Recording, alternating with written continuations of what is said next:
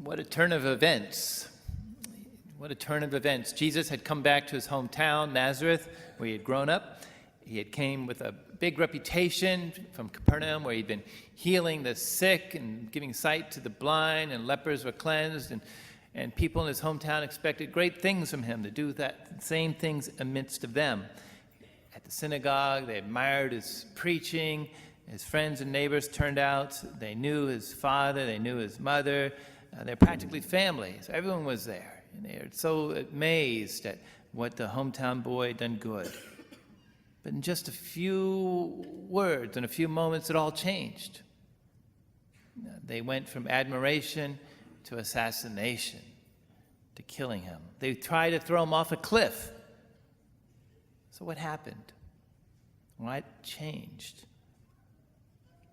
Well, Jesus said something that they did not want to hear. Well, the church says things that people do not want to hear. Pope Francis last summer wrote an encyclical about the environment. He said, "The earth, our home, is beginning to look more and more like an immense pile of filth." And talking specifically about coral reefs, he says, "Who turned the wonder world of the seas into underwater cemeteries bereft of color and life?" Coral reefs have become like underwater cemeteries, the Pope says, because of deforestation, agricultural monocultures, industrial waste, destructive fishing methods, using cyanide and dynamite, and it is aggravated by the rise in temperature of the oceans. The Pope also said, in the same encyclical, how can we genuinely teach the importance of concern for other vulnerable beings, however troublesome or inconvenient they may be, if we fail to protect a human embryo? In other words, how can we talk about saving the sea turtle if we do not protect our own children?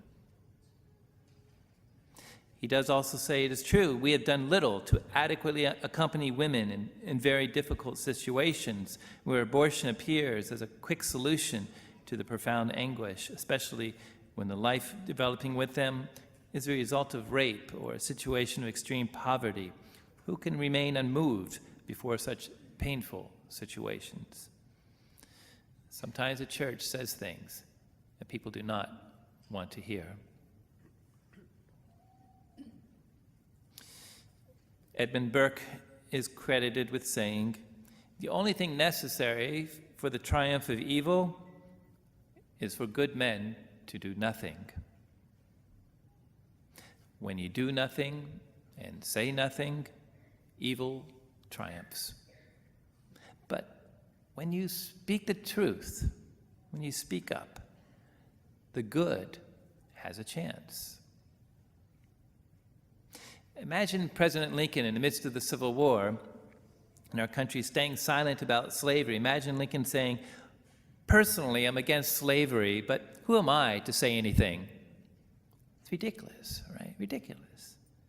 But because he spoke up against slavery, even though it cost him his life, the history of our country changed, and slavery was no longer the law of the land. Imagine Martin Luther King, 100 years later, saying, "Personally, I'm against discrimination, but who am I to say anything?"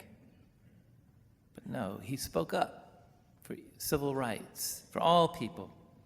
Because he spoke and marched, and even cost him his life, the laws of our land changed. Maybe not prejudices, but at least the laws. Now, you don't have to be a Lincoln or Martin Luther King to speak up with the truth. Thursday, I just got back from Ecuador. I spent 10 days in Ecuador on a mission trip. We visited orphanages and inner-city schools in Quito, the capital city. We had a free time, and I visited a museum about Guayasamín, an artist. And yeah, I didn't know who he was either. So Guayasamín, it turns out, he's like a Latin American Picasso. He studied Picasso, and he's very prolific and creative like Picasso, through painting, through sculptures, through jewelry, through art. But what he's most known, and he's dedicated his life to making, wasn't just landscapes and flower arrangements, painting them, but telling the truth of human suffering. Suffering not from, arthritis, or, a bad back, but suffering from violence, people against people.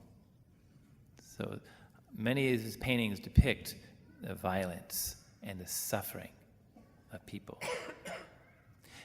Now, in our country, our kids play violent video games. They watch violent movies. And our politicians seek violent solutions in our country and to world problems. But they do not see the results of violence. They do not see the suffering of the people.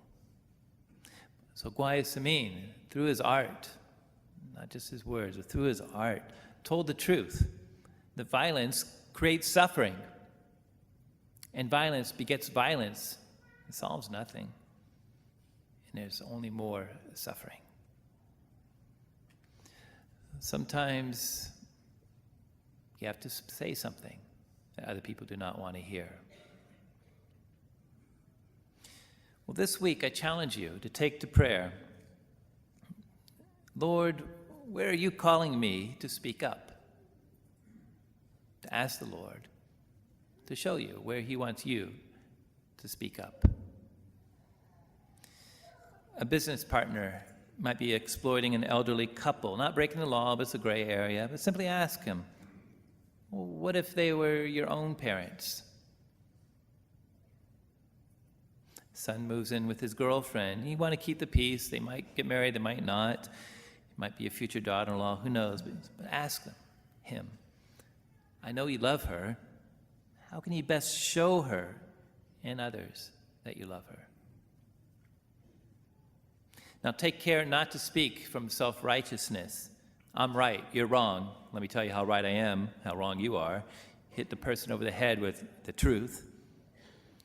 Remember St. Paul in his letter to the Corinthians said, if I speak in human and angelic tongues, but do not have love, I'm a resounding gong or a clashing cymbal. You may have the best argument in the world, but that's not good enough if it's not with love. Otherwise, it's just noise, or worse. But when you speak the truth in love, it makes all the difference. Paul said, love is patient, love is kind, love is never jealous. To Paul's list, let's add, love is truthful. Love is truthful. Not just like, yeah, you look fat in that dress. No. But love says the tough truth. So pray for them. Get down on your knees and beg God about that situation. Fast for them. Miss some meals for their sake. And then with humility, speak to them. Ask a question, just leave it there. Speak the truth in love. Years and years ago, I was in a meeting and I went on a little rant. And at the end of it, a priest in the room simply said, if that person you were talking about was here in the room, would you have said the same thing? And he caught me out, not embarrassing me, not shaming me, but simply asking. And I thought about what he said, and he was right.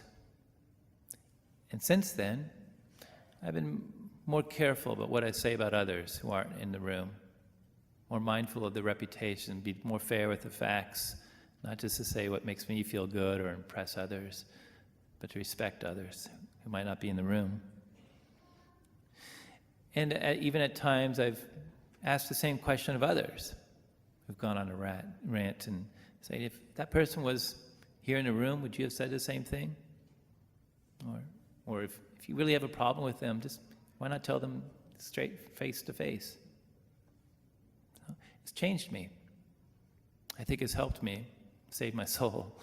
I think it's helped others who wouldn't have reputations harmed by me. And I might have been able to help others do the same. all because that one priest asked that one question of me years and years ago, spoke the truth in love. Christ spoke up. Jesus said things to his friends and neighbors that they did not want to hear. They tried to throw him off a cliff, and eventually they did kill him, to shut him up. But God has the last word. The Lord God raised Christ from the dead. God's word is stronger than death. And through his body and blood, Christ offers you here the truth that sets you free. The mercy of God for you and for me, a truth to share in love.